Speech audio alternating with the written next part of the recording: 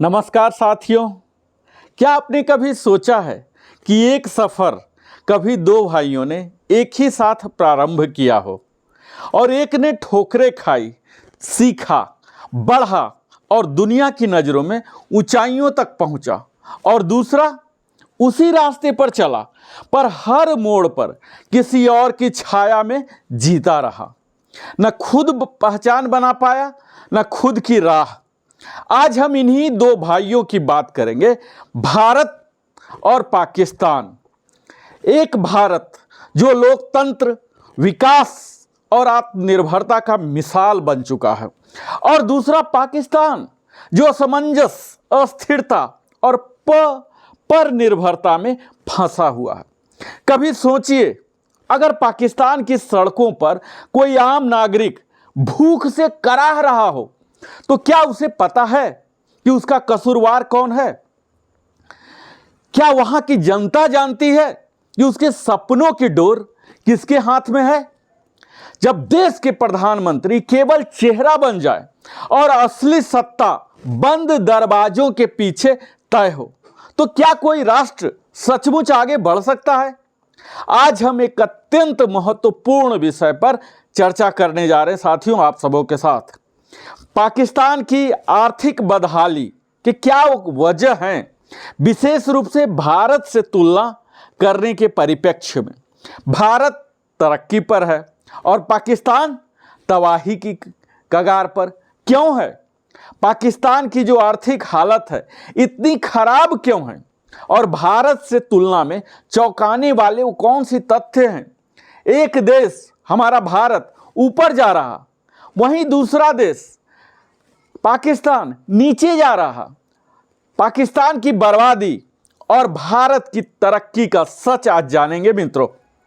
भारत बना आर्थिक ताकत और पाकिस्तान क्यों कर्जदार मुल्क के रूप में अपनी हैसियत बना रहा है।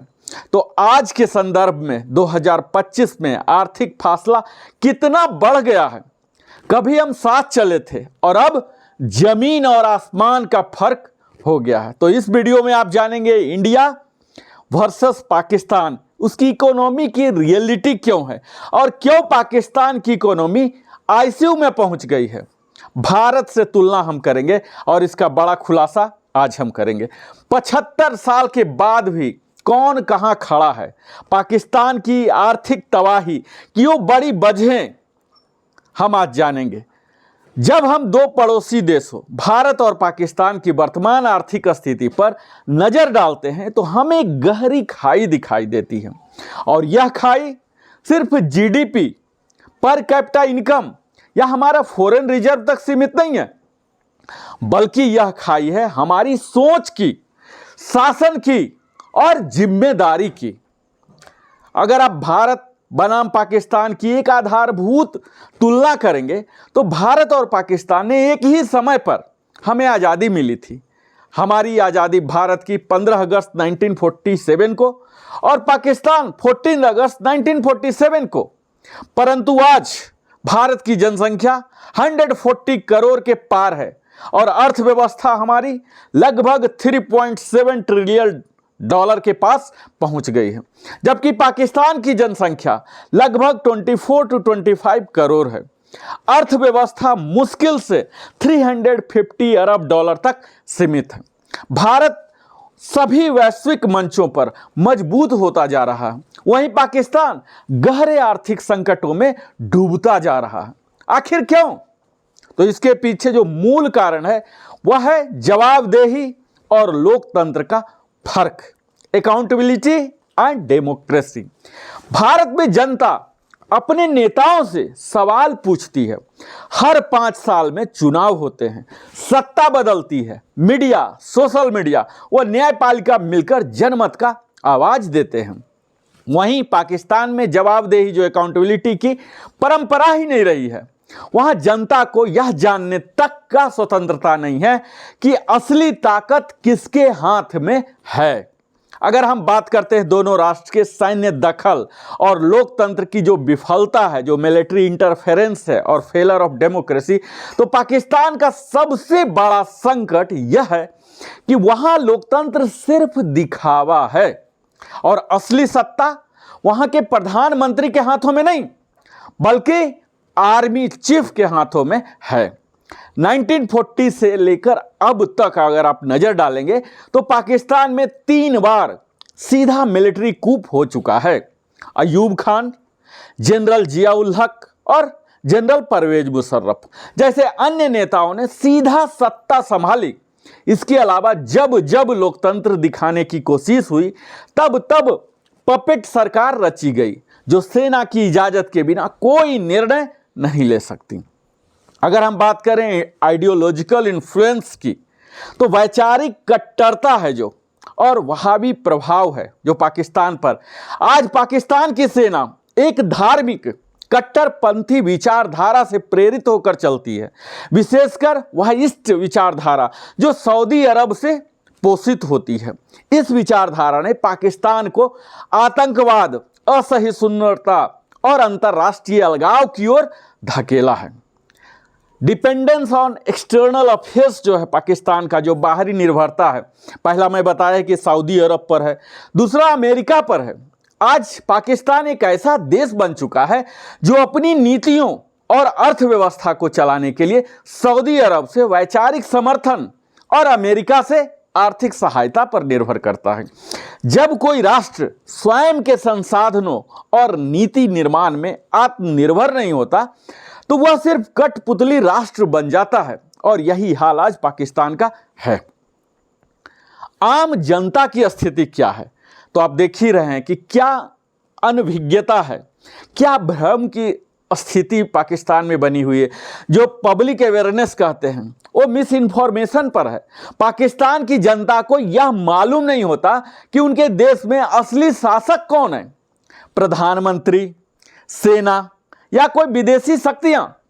इस अनभिज्ञता के कारण न तो जनता सवाल पूछती है और न ही सरकार जवाब देने के लिए बाध्य होती है। जब कोई नागरिक समाज जागरूक नहीं होता तब लोकतंत्र सिर्फ एक औपचारिकता बनकर रह जाता है। अगर हम बात करें शिक्षा, उद्यमिता और नवाचार, तो ये तीनों में लैग इन एजुकेशन देखेंगे, इनोवेशन नील देखेंगे, और इंटरप्रेन्योरशिप तो कोसों दूर है पाकिस्तान में। और वहीं Bharat startup India, digital India और मेक इन इंडिया जैसे अभियानों के जरिए वैश्विक मंच पर एक टफ कंपटीशन दे रहा, प्रतिस्पर्धा कर रहा। वहीं पाकिस्तान अभी तक बुनियादी शिक्षा, तकनीकी विकास और जो नवाचार है, इनोवेशन है, इसकी दिशा में कोसों पीछे है। भारत के जो आईआईटी हैं, इसरो हैं और टेक कंपनियां विश्व में नाम कमा रही है, जबकि पाकिस्तान में R&D और स्किल डेवलपमेंट में निवेश ना के बराबर है। तो साथियों, पाकिस्तान की आर्थिक बदहाली सिर्फ एक आर्थिक विषय नहीं है, यह एक राजनैतिक, वैचारिक और सामाजिक समस्या है। जब तक पाकिस्तान में वास्तविक लोकतंत्र, जन जवाबदेही और स्वतंत्र नीति निर्माण की प्रक्रिया नहीं बनती, तब तक वह आर्थिक रूप से स्थिर नहीं हो सकता। भारत और पाकिस्तान दोनों में एक साथ सफर शुरू किया था, पर आज भारत की सफलता और पाकिस्तान की असफलता हमें यह सिखाती है कि सिर्फ स्वतंत्रता पर्याप्त नहीं होती है। इसके लिए चाहिए आत्मनिर्भरता, उत्तरदायित्व और लोकतंत्र की सच्ची भावना ही किसी राष्ट्र को महान बनाती है।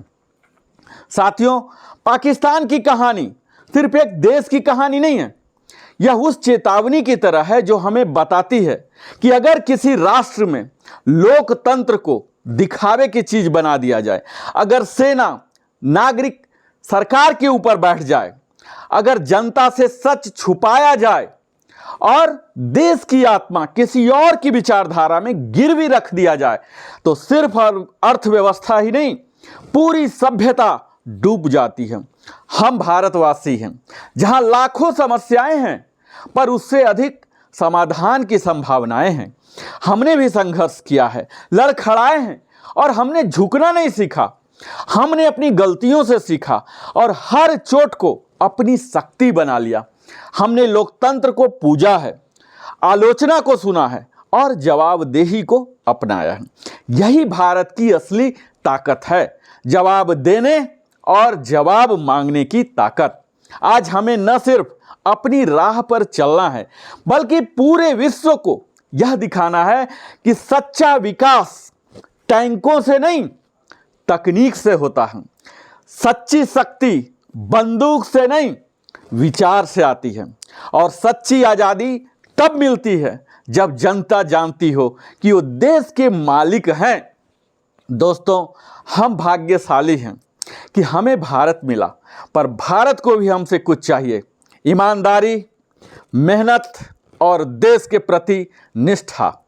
अगर हमने अपने लोकतंत्र, अपने संस्थानों और अपने नागरिक धर्म की रक्षा की, तो यकीन मानिए साथियों, हम सिर्फ महान नहीं होंगे, दुनिया का नेतृत्व करने वाले होंगे।